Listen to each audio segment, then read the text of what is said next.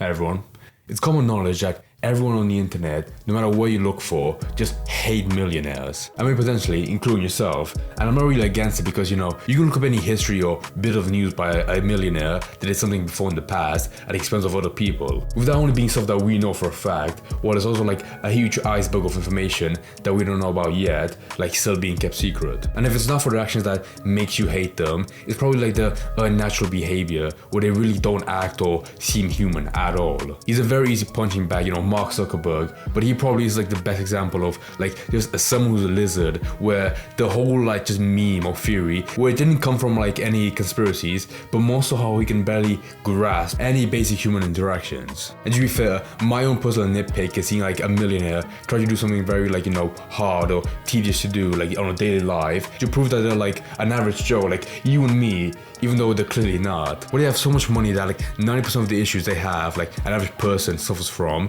can to be solved that quickly, but they'd much rather take like the harder path to prove like, they're hardworking. Which you cannot deny is way more common in people that were born into the money, more so than like started their own business from the ground up. Like just the best example of like some high-ranking military officer crawling to the trenches with like his countrymen, to get that hard grit experience of, having shell shock, but then leaving after a week because, you had enough. And by far, the most common example of like the modern day equivalent of that is like a millionaire trying to be homeless or doing a challenge to do so. And that made me realize like that really is like on the opposite of a spectrum, where someone who's homeless can't fathom like how much $1 million is, but then someone who's that rich can't comprehend just how hard it is to like just have no money at all. Where you have like so little experience that your mind tries to come up with like a run test for what the situation would be like. Well, it does, it seems easy, on paper, but then on day one or like execution, you weren't prepared for it, like at all. Therefore, if that challenge seems impossible for like a normal guy, then imagine that but 10 times worse for a millionaire.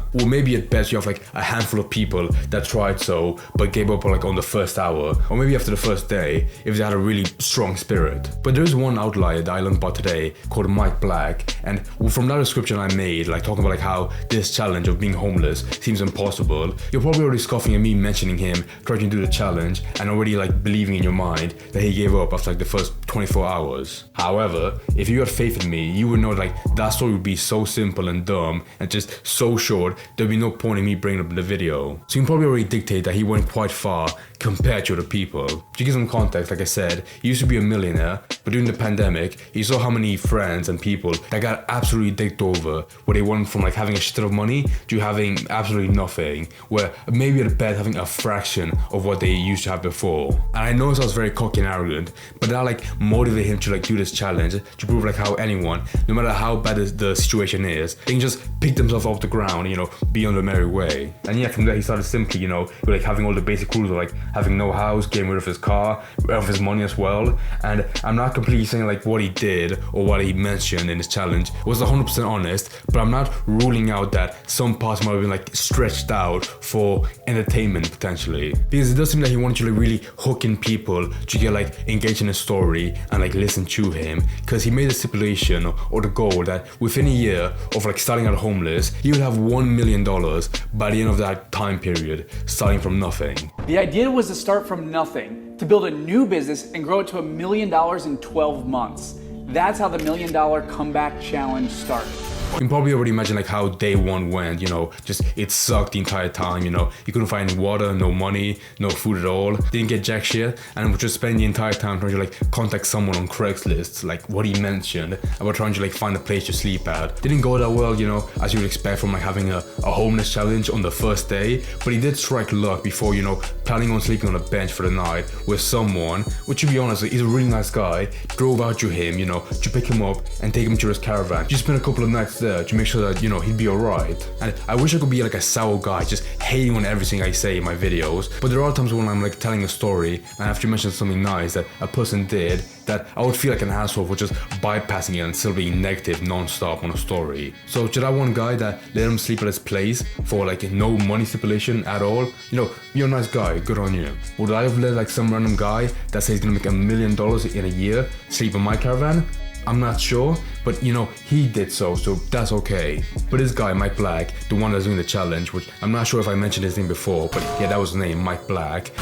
You can't deny that most people that would have done this challenge would have quit on day one, or maybe like way before like sunset, where they didn't like find a place just yet, so they just went home already. He did seem like, you know, pretty like guaranteed on just staying on the bench for the first day, and maybe having more luck on the second where he finds somewhere else to sleep. But anyhow, with a challenge like this long, spanning over a year, you know, there was a bit of skimming in between, you know, but in the first quarter of, you know, with him staying at the caravan, he did like, you know, small simple jobs like, you know, like selling furniture online, you know, making a little bit of money, which to be fair, it was, you know, quite decent, you know, proving like, even if it's not like already in a million, like he said, within the first week, it's like small little jobs that maybe if you're struggling with money, you could watch his video or his challenge and maybe, you know, have a little bit of inspiration to, you know, make a little bit of money during your free time. And then from there, even though there's a quite big leap, getting his own office, getting his own flat, and then starting his own business just from there, all within like the first quarter or a little bit under half a year. Again, it's all 100% true. I'm not sure. There is a bit of skimming because, you know, I did watch like a simple 5-minute video by Nas Daily. So already it seems like this story wasn't built on, you know, legitimacy. But if you let me carry on, there will be parts that will make you respect a little bit more and to prove that I'm not an idiot as well. Because my main point of like talking about this challenge is not so like how he went from, you know, having no money at all, just having like this little small mini Roman empire, but more so like how most people in his shoes that didn't have like this huge challenge, which even though it made some good money, having like that much, like just a quarter of a year and not really getting that close to $1 million, most people like in his shoes will just give up quickly. And you know, of course, when you feel like a challenge or a goal, this, you know, grand, it's less so about trying to achieve it and more so trying to like, you know, cling on and still like being like persistent. Where even though he might have used like some spare money from his previous life where he gave up on it, the main point of like him still trying to like achieve the goal, where even though he wasn't like really that close to it, he still kept on trying at it. However,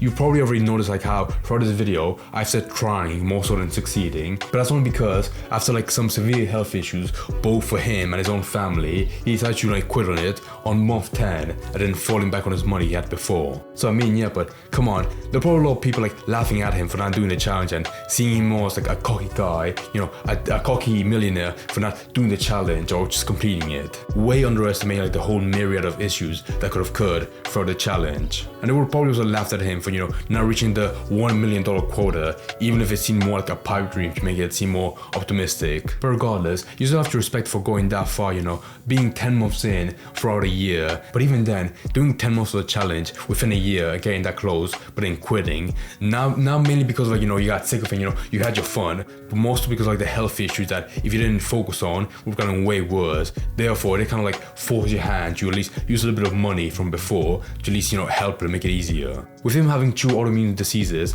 and his dad having colon cancer as well. So even then, if he carried on with the challenge, you know, with him being in a very bad state and his dad being even worse, but then carrying on like the childish challenge of, you know, making $1 million in a year when you weren't close to it. So it doesn't mean why I can't really like force myself to dunk on him when there were so many opportunities before in the past where he really wanted to give up, but he at least wanted to carry on, or he didn't want to like seem like a hypocrite, so he just like kept on pushing. I guess maybe if you really want to wring him out, you could say like he had the very rare knowledge of like business skills that he utilized to make money, but even then he still like went through the effort and put into practice as well. But I feel like people would have laughed at him either way. Like even if his goal was like $100,000, which would have been way close to like his 65 that he had before he quit, people would have still laughed at him, you know, for not making it that big. So he had to kind of, I know it sounds very dumb to say it, but pull a Mr. Beast by making the grand goal insane. To at least get people in, get them engaged in the story, and at least show them like some hope to make money, even if they're in the worst place